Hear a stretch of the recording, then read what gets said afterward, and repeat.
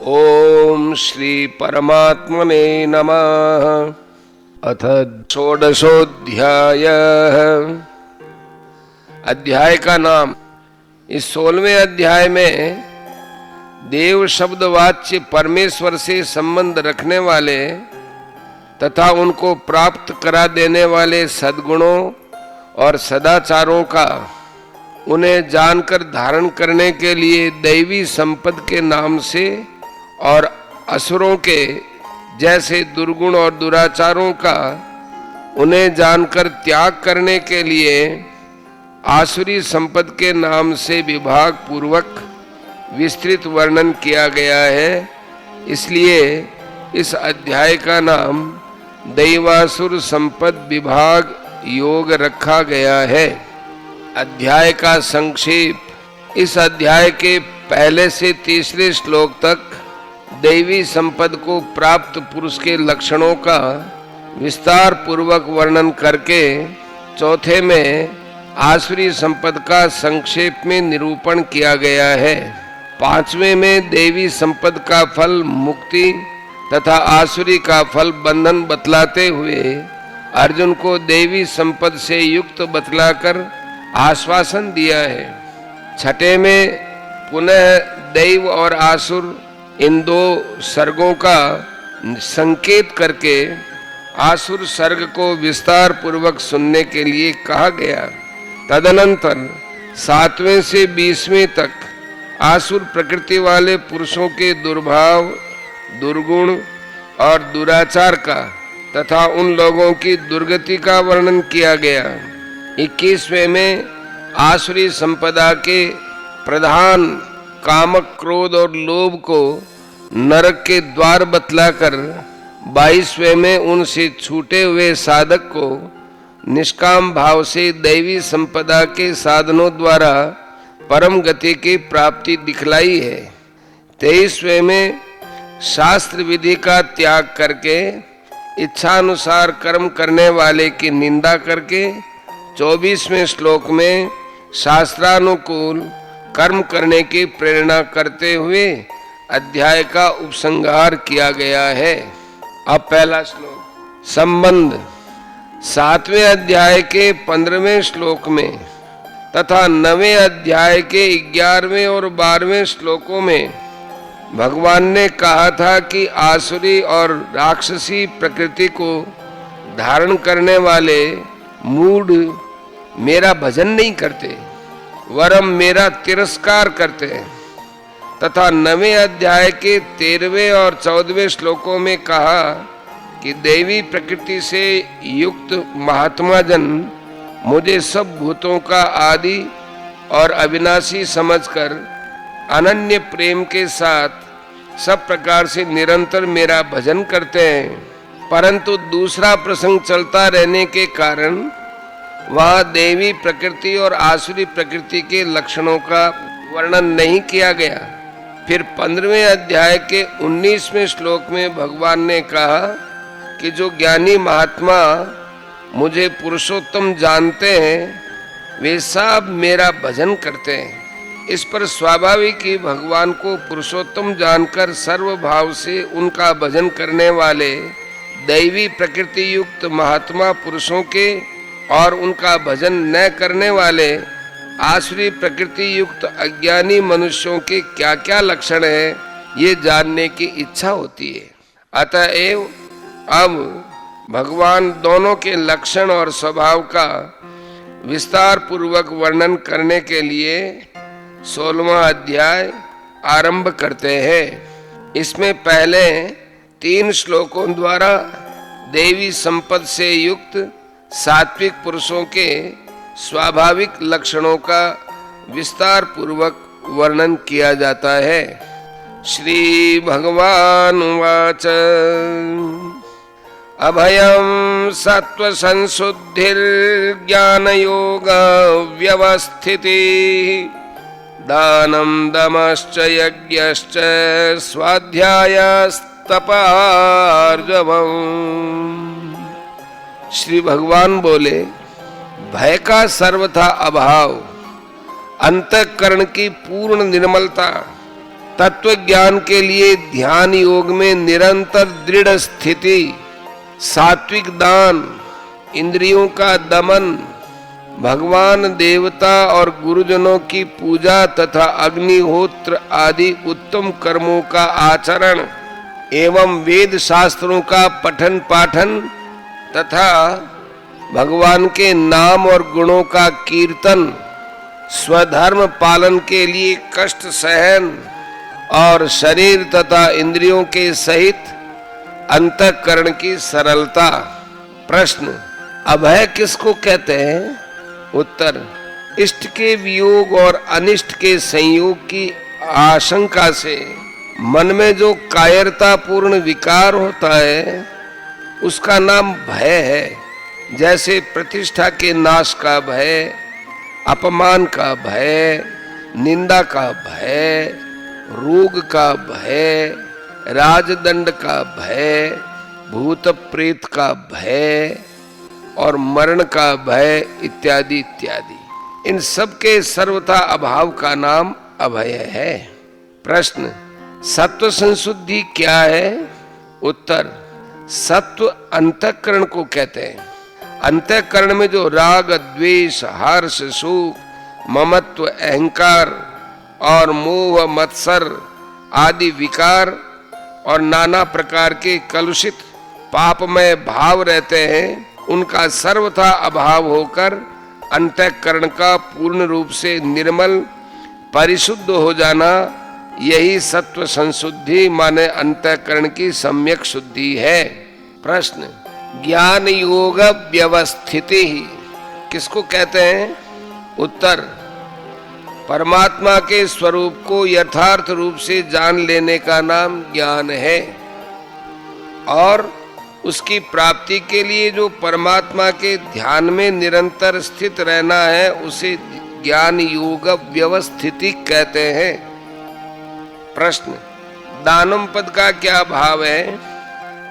उत्तर, कर्तव्य समझकर देश, काल और पात्र का विचार करके निष्काम भाव से जो अन्न, वस्त्र, विद्या और औषध आदि वस्तुओं का वितरण करना है उसका नाम दान है। प्रश्न, दमय पद का क्या भाव है? उत्तर, इंद्रियों को विषयों की ओर से हटाकर उन्हें अपने वश में कर लेना दम है। प्रश्न, यज्ञ पद का क्या अभिप्राय है? उत्तर, भगवान की तथा देवता, ब्राह्मण, महात्मा, अतिथि, माता पिता और बड़ों की पूजा करना, हवन करना और बलि वैश्वदेव करना आदि सब यज्ञ है। प्रश्न, स्वाध्याय किसको कहते हैं? वेद का अध्ययन करना, जिनमें विवेक, वैराग्य का तथा भगवान के गुण, प्रभाव, तत्व, स्वरूप और उनकी दिव्य लीलाओं का वर्णन हो, उन शास्त्र, इतिहास और पुराण आदि का पठन पाठन करना एवं भगवान के नाम और गुणों का कीर्तन करना आदि सभी स्वाध्याय है। प्रश्न, तपय पद यहाँ किसका वाचक है? उत्तर, अपने धर्म का पालन करने के लिए कष्ट सहन करके जो अंतःकरण और इंद्रियों को तपाना है उसी का नाम यहाँ तपय पद है। 17वें अध्याय में जिस शारीरिक, वाचिक और मानसिक तप का निरूपण है, यहाँ तप पद से उसका निर्देश नहीं है, क्योंकि उसमें अहिंसा, सत्य, शौच, स्वाध्याय और आर्जवम आदि जिन लक्षणों का तप के अंग रूप में निरूपण हुआ है, यहाँ उनका अलग वर्णन किया गया है। प्रश्न, आर्जवम किसको कहते हैं? उत्तर, शरीर, इंद्रिय और अंतःकरण की सरलता को आर्जवम कहते हैं। अहिंसा, सत्यम, क्रोध, त्याग, शांतिरपैशुनौ, दया, भूतेष्वलो लुप्त्वं, मार्दवं, ह्रीरचापलम्। मन, वाणी और शरीर से किसी प्रकार की भी किसी को कष्ट न देना, यथार्थ और प्रिय भाषण, अपना अपकार करने वाले पर भी क्रोध न होना, कर्मों में कर्तापन के अभिमान का त्याग, अंतःकरण की उपरति अर्थात चित्त की चंचलता, किसी की भी निंदा आदि न करना, सब प्राणियों में हेतु रहित दया, इंद्रियों का विषयों के साथ संयोग होने पर भी उनमें आसक्ति का न होना, कोमलता, लोक और शास्त्र से विरुद्ध आचरण में लज्जा और व्यर्थ चेष्टाओं का अभाव। प्रश्न, अहिंसा किसे कहते हैं? उत्तर, किसी भी प्राणी को कभी कहीं भी लोभ, मोह या क्रोध पूर्वक अधिक मात्रा में, मध्य मात्रा में या थोड़ा सा भी किसी प्रकार का कष्ट स्वयं देना, दूसरों से दिलवाना या कोई किसी को कष्ट देता हो तो उसका अनुमोदन करना, ये हर हालत में हिंसा है।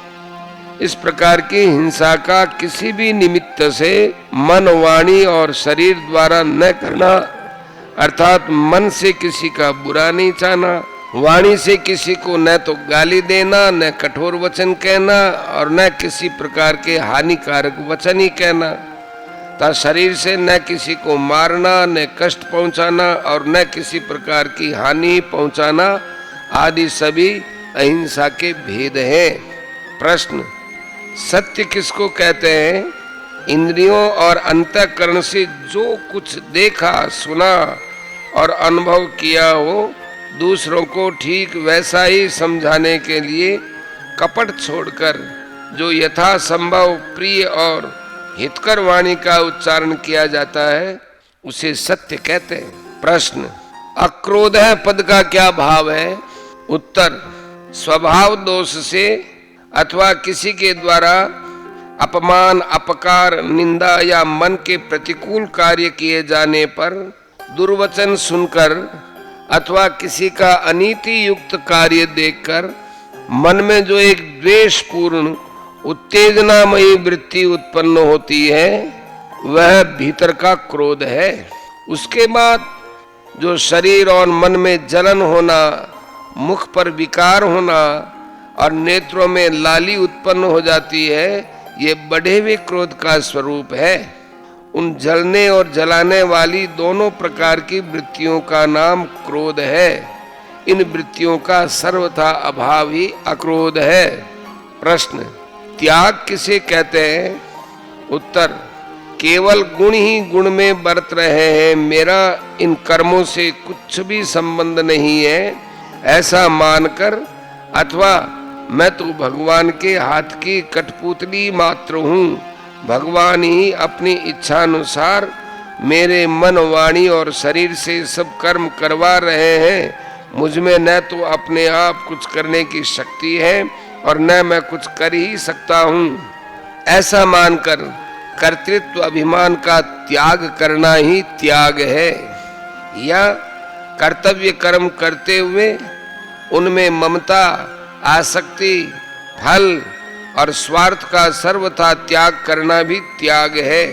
एवं आत्मोन्नति में विरोधी वस्तु, भाव और क्रिया मात्र के त्याग का नाम भी त्याग कहा जा सकता है। प्रश्न, शांति किसको कहते हैं?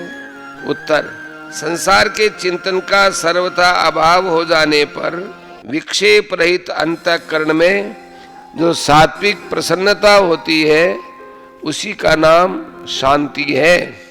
प्रश्न, अपैशुन किसको कहते हैं? उत्तर, दूसरे के दोष देखना या उन्हें लोगों में प्रकट करना अथवा किसी की निंदा या चुगली करना पिशुनता है। इसके सर्वथा अभाव का नाम अपैशुन है। प्रश्न, सब प्राणियों पर दया करना क्या है? उत्तर, किसी भी प्राणी को दुखी देखकर उसके दुख को जिस किसी प्रकार से किसी भी स्वार्थ की कल्पना किए बिना ही निवारण करने का और सब प्रकार से उसे सुखी बनाने का जो भाव है उसे दया कहते हैं। दूसरों को कष्ट नहीं पहुंचाना अहिंसा है और उनको सुख पहुंचाने का भाव दया है। यही अहिंसा और दया का भेद है। प्रश्न, अलोलुप्त्वम किसको कहते हैं?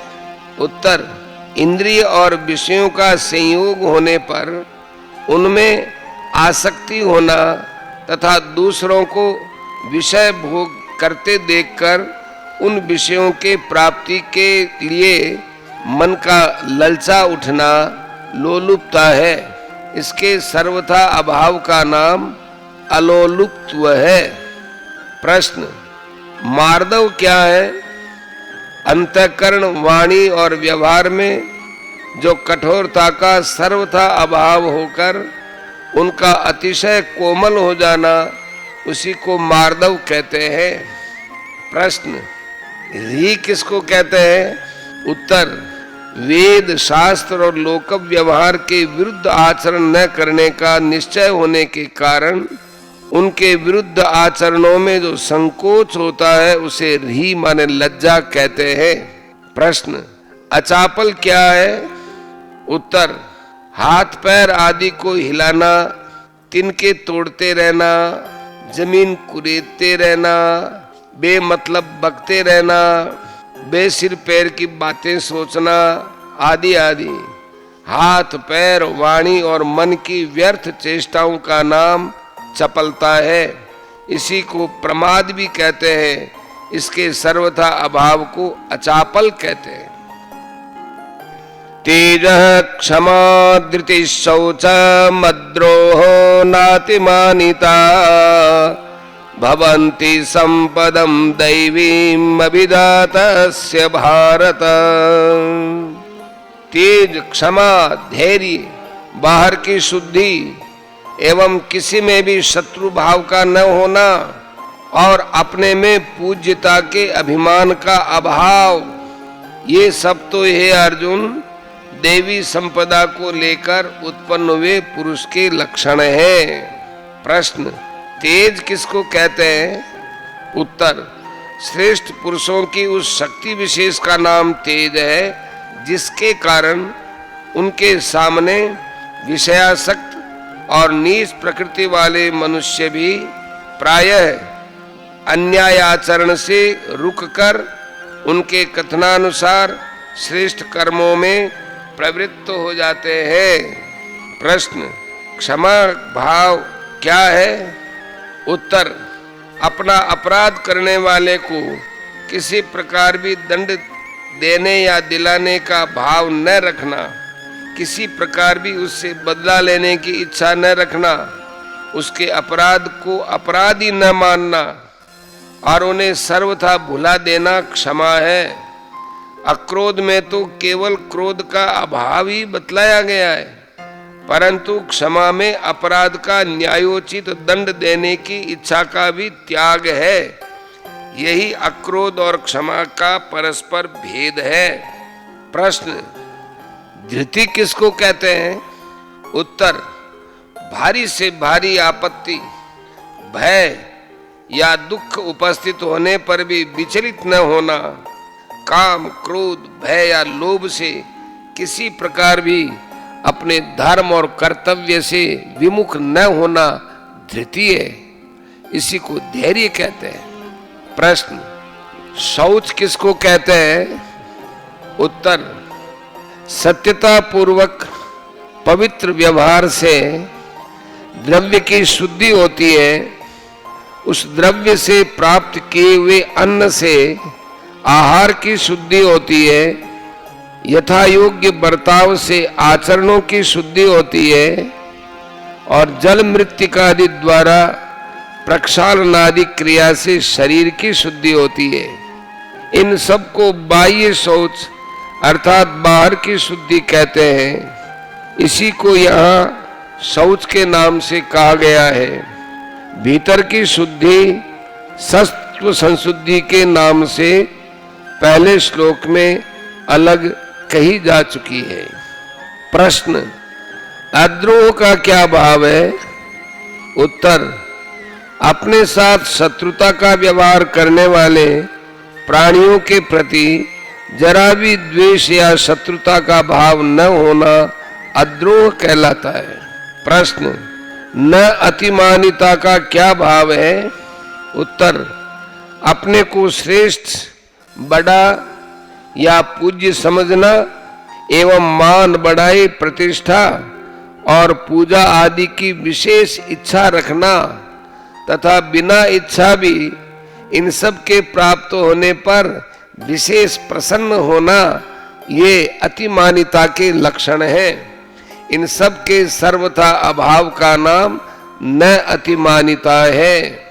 प्रश्न, दैवी संपद किसको कहते हैं?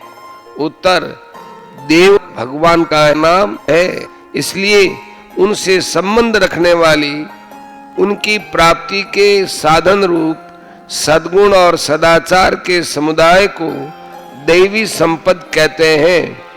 दैवी प्रकृति भी इसी का ही नाम है। प्रश्न, ये सब दैवी संपद से युक्त पुरुष के लक्षण है, इस कथन का क्या भाव है? उत्तर, इसका ये अभिप्राय है कि इस अध्याय के पहले श्लोक से लेकर इस श्लोक के पूर्वार्ध तक 2.5 श्लोकों में 26 लक्षणों के रूप में उस देवी संपद रूप सद्गुण और सदाचार का ही वर्णन किया गया है। अतः ये सब लक्षण जिसमें स्वभाव से विद्यमान हो अथवा जिसने साधन द्वारा प्राप्त कर लिए हो, वही पुरुष देवी संपद से युक्त है। संबंध, इस प्रकार धारण करने योग्य देवी संपद से युक्त पुरुषों के उपर्युक्त 3 श्लोकों में लक्षणों का वर्णन करने के पश्चात अब त्याग करने योग्य आसुरी संपद से युक्त पुरुष के लक्षण संक्षेप में कहे जाते हैं। दंभो दर्पोऽभिमानश्च क्रोधः पारुष्यमेव च अज्ञानं चाभिजातस्य पार्थ संपदमासुरी। हे पार्थ, दंभ, घमंड और अभिमान तथा क्रोध, कठोरता और अज्ञान, ये सब आसुरी संपदा को लेकर उत्पन्न हुए पुरुष के लक्षण हैं। प्रश्न, दंभ किसे कहते हैं? उत्तर, मान, बड़ाई, पूजा और प्रतिष्ठा के लिए धनादि के लोभ से या किसी को ठगने के अभिप्राय से अपने को धर्मात्मा, भगवत भक्त, ज्ञानी या महात्मा प्रसिद्ध करना अथवा दिखाऊ धर्म पालन का, दानीपन का, भक्ति का, व्रत उपवास आदि का, योग साधन का और जिस किसी भी रूप से रहने से अपना काम सदता हो, उसी का ढोंग रचना दंभ है। प्रश्न, दर्प किसको कहते हैं? उत्तर, विद्या, धन, कुटुंब, जाति, अवस्था, बल और ऐश्वर्य आदि के संबंध से जो मन में घमंड होता है, जिसके कारण मनुष्य दूसरों को तुच्छ समझकर उसकी अवहेलना करता है, उसका नाम दर्प है। प्रश्न, अभिमान क्या है? अपने को श्रेष्ठ, बड़ा या पूज्य समझना, मान, बड़ाई, प्रतिष्ठा और पूजा आदि की इच्छा रखना एवं इन सब के प्राप्त होने पर प्रसन्न होना अभिमान है। प्रश्न, क्रोध किसको कहते हैं? उत्तर, बुरी आदत के अथवा क्रोधी मनुष्यों के संग के कारण या किसी के द्वारा अपना तिरस्कार, अपकार या निंदा किए जाने पर, मन के विरुद्ध कार्य होने पर, किसी के द्वारा दुर्वचन सुनकर या किसी का अन्याय देखकर इत्यादि किसी भी कारण से अंतःकरण में जो द्वेष युक्त उत्तेजना हो जाती है, जिसके कारण मनुष्य के मन में प्रतिहिंसा के भाव जागृत हो उठते हैं, नेत्रों में लाली आ जाती है, होठ फड़कने लगते हैं, मुख की कांति भयानक हो जाती है, बुद्धि मारी जाती है और कर्तव्य का विवेक नहीं रहता, इत्यादि किसी प्रकार की भी उत्तेजित वृत्ति का नाम क्रोध है।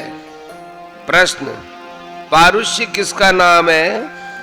उत्तर, कोमलता के अत्यंत अभाव का या कठोरता का नाम पारुष्य है।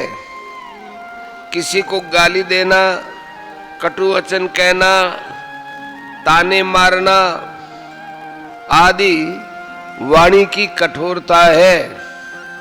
विनय का अभाव शरीर की कठोरता है तथा क्षमा और दया के विरुद्ध प्रतिहिंसा और क्रूरता के भाव को मन की कठोरता कहते हैं। प्रश्न, अज्ञान पद यहाँ किसका वाचक है? उत्तर, सत्य असत्य और धर्म अधर्म आदि को यथार्थ न समझना या उनके संबंध में विपरीत निश्चय कर लेना ही यहाँ अज्ञान है। प्रश्न, आसुरी संपद किसको कहते हैं और ये सब आसुरी संपद से युक्त पुरुष के लक्षण है, इस कथन का क्या अभिप्राय है? उत्तर, भगवान की सत्ता को न मानने वाले, उनके विरोधी नास्तिक मनुष्यों को असुर कहते हैं। ऐसे लोगों में जो दुर्गुण और दुराचारों का समुदाय रहता है उसे आसुरी संपद कहते हैं।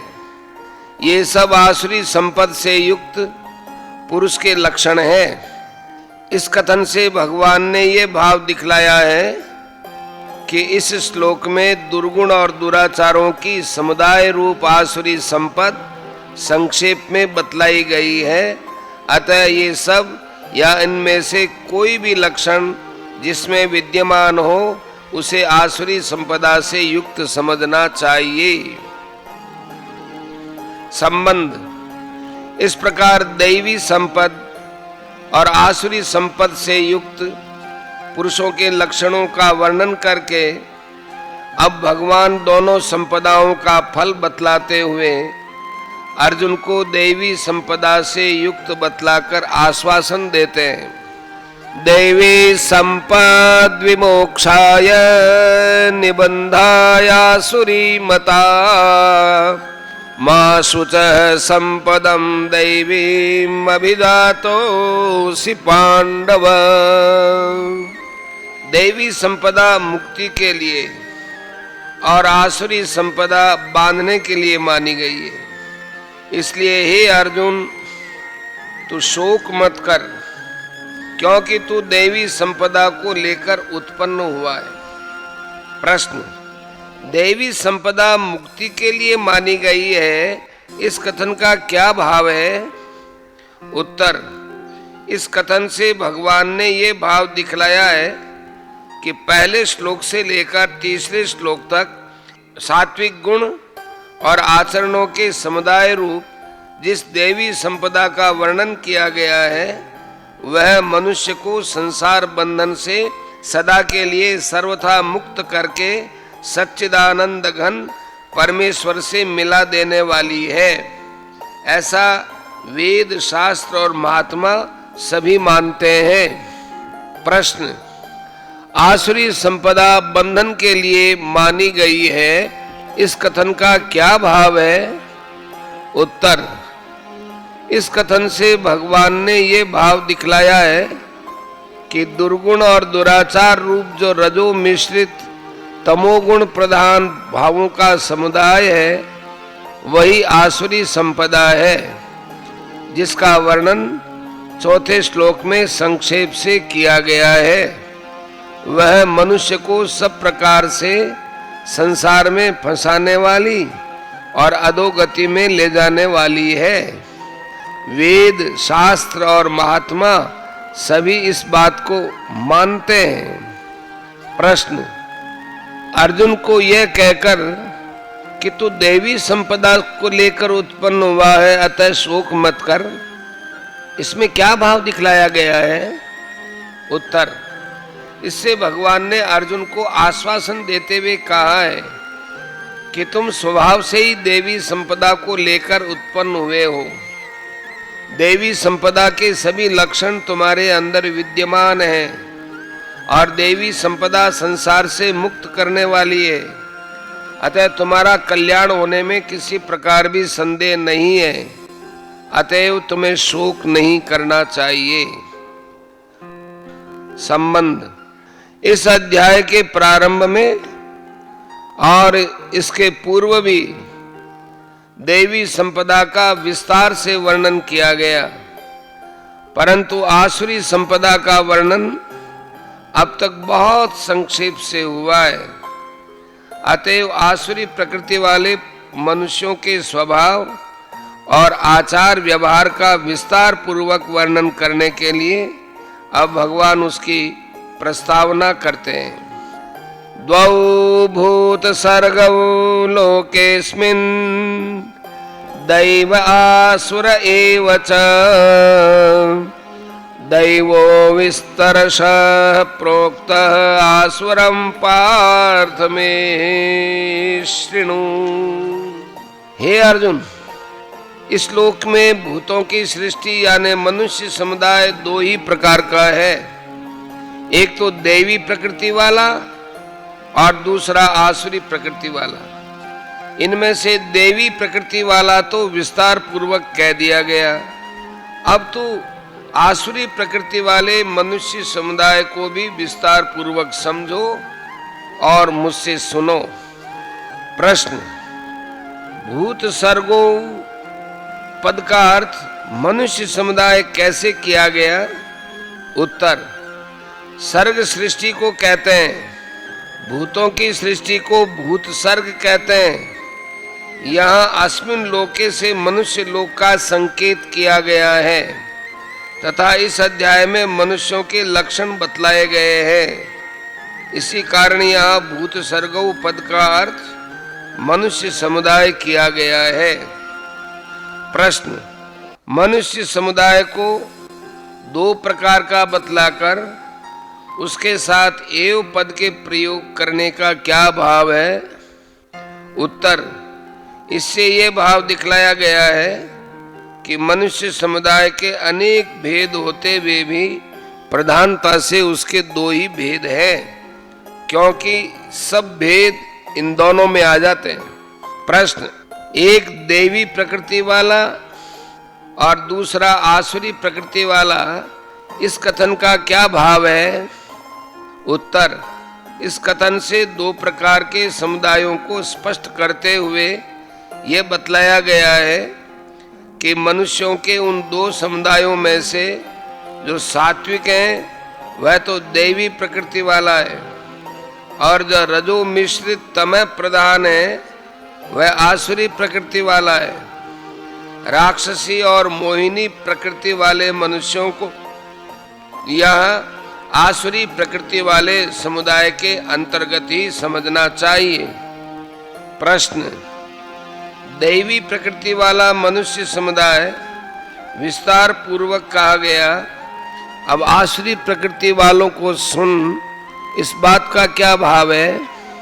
उत्तर, इससे यह दिखलाया गया है कि इस अध्याय के पहले से तीसरे श्लोक तक और अन्य अध्यायों में भी देवी प्रकृति वाले मनुष्य समुदाय के स्वभाव, आचरण और व्यवहार आदि का वर्णन तो विस्तार पूर्वक किया जा चुका है, किंतु आसुरी प्रकृति वाले मनुष्यों के स्वभाव, आचरण और व्यवहार का वर्णन संक्षेप में ही हुआ है।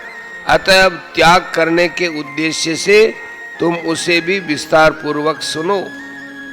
संबंध, इस प्रकार आसुरी प्रकृति वाले मनुष्य समुदाय के लक्षण सुनने के लिए अर्जुन को सावधान करके अब भगवान उनका वर्णन करते हैं। प्रवृत्तिंच निवृत्तिंच जनान विदुरासुरा न शौचम नापि चाचारो न सत्यम तेषु विद्यते। आसुर स्वभाव वाले मनुष्य प्रवृत्ति और निवृत्ति इन दोनों को ही नहीं जानते, इसलिए उनमें न तो बाहर भीतर की शुद्धि है, न श्रेष्ठ आचरण है और न सत्य भाषण ही है। प्रश्न, आसुर स्वभाव वाले मनुष्य प्रवृत्ति और निवृत्ति को नहीं जानते, इसका क्या अभिप्राय है? उत्तर, जिस कर्म के आचरण से इस लोक और परलोक में मनुष्य का यथार्थ कल्याण होता है वही कर्तव्य है। मनुष्य को उसमें प्रवृत्त होना ही चाहिए, और जिस कर्म के आचरण से अकल्याण होता है वो अकर्तव्य है, उससे निवृत्त होना ही चाहिए। भगवान ने ये भाव दिखलाया है कि आसुर स्वभाव वाले मनुष्य इस कर्तव्य अकर्तव्य संबंधी प्रवृत्ति और निवृत्ति को बिल्कुल नहीं समझते, इसलिए जो कुछ उनके मन में आता है वही करने लग जाते हैं। प्रश्न, उनमें शौच आचार और सत्य नहीं है, इस कथन का क्या अभिप्राय है? उत्तर, शौच कहते हैं बाहर और भीतर की पवित्रता को, जिसका विस्तृत विवेचन 13वें अध्याय के 7वें श्लोक की टीका में किया गया है। आचार कहते हैं उन उत्तम क्रियाओं को जिनसे एक ऐसी पवित्रता उत्पन्न होती है, और सत्य कहते हैं निष्कपट हितकर यथार्थ भाषण को, जिसका विवेचन इसी अध्याय के 2 श्लोक की टीका में किया हुआ है। अतः उपर्युक्त कथन से ये भाव दिखलाया गया है कि आसुर स्वभाव वाले मनुष्यों में इन तीनों में से एक भी नहीं होता, वरम इनसे विपरीत उनमें अपवित्रता, दुराचार और मिथ्या भाषण होता है। प्रश्न, इस श्लोक के उत्तरार्ध में भगवान ने 3 बार न का और फिर अपि का प्रयोग करके क्या भाव दिखाया है? उत्तर ये दिखलाया गया है कि आसुर स्वभाव वालों में केवल अपवित्रता ही नहीं, उनमें सदाचार भी नहीं होता और सत्य भाषण भी नहीं होता। संबंध, आसुर स्वभाव वालों में विवेक, शौच और सदाचार आदि का अभाव बतलाकर अब उनके नास्तिक भाव का वर्णन करते हैं। असत्यम प्रतिष्ठन्ते जगदाहुरनीश्वरम् अपरस्पर संभूतं किमन्यत् काम हेतुकम्। ये आसुरी प्रकृति वाले मनुष्य कहा करते हैं कि जगत आश्रय रहित, सर्वथा असत्य और बिना शरीर के अपने आप केवल स्त्री पुरुष के संयोग से उत्पन्न है, अतएव केवल काम ही इसका कारण है, इसके सिवा और क्या है? प्रश्न, इस श्लोक का क्या भाव हुआ? उत्तर, इस श्लोक में आसुरी प्रकृति वाले मनुष्यों की मनगढ़ंत कल्पना का वर्णन किया गया है। वे लोग ऐसा मानते हैं कि न तो इस चराचर जगत का भगवान या कोई धर्माधर्म ही आधार है और न इस जगत की कोई नित्य सत्ता है, अर्थात न तो जन्म से पहले या मरने के बाद किसी भी जीव का अस्तित्व है, और न कोई इसका रचयिता है, न नियामक है, न शासक है, कोई ईश्वर नहीं है। ये चराचर जगत केवल स्त्री पुरुष के संयोग से उत्पन्न हुआ है, बस वो इतना ही जानते हैं। अतएव केवल काम ही इसका कारण है, इसके सिवा इसका और कोई प्रयोजन नहीं है। संबंध, ऐसे नास्तिक सिद्धांत के मानने वाले के स्वभाव और आचरण कैसे होते हैं, इस जिज्ञासा पर अब भगवान अगले 4 श्लोकों में उनके लक्षणों का वर्णन करते हैं।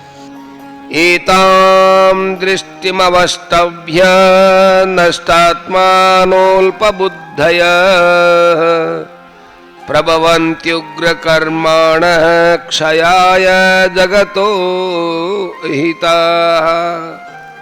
इस मिथ्या ज्ञान को अवलंबन करके जिनका स्वभाव नष्ट हो गया है तथा जिनकी बुद्धि मंद है, वे सबका अपकार करने वाले क्रूर कर्मी मनुष्य केवल जगत के नाश के लिए ही समर्थ होते हैं।